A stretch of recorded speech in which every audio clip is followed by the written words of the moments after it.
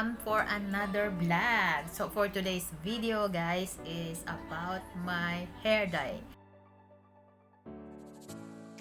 Ubad na yan guys, kaya nagbili ako ng ng hair dye, ng pangkulay ng buhok.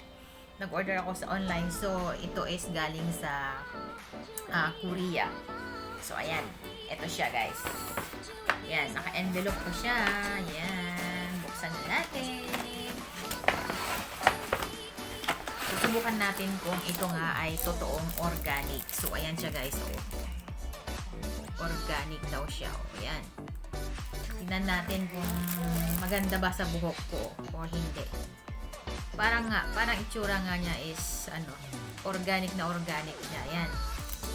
Yan. So, ito is isang box guys. Dito sa Nigeria, Naira money is 25k Naira.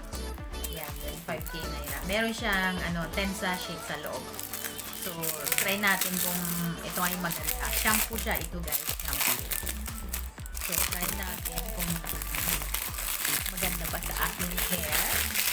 Hindi ko alam kung anong kulay ito kasi meron siyang dalawang kulay guys. Brown siya, tsaka black. Brown, tsaka black. Yan.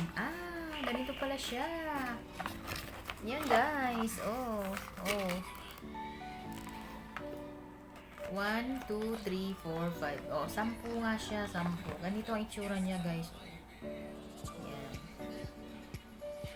Black na black. Oh my goodness. Bakit black? Sabi niya dito is Bubble Plant Hair Dye.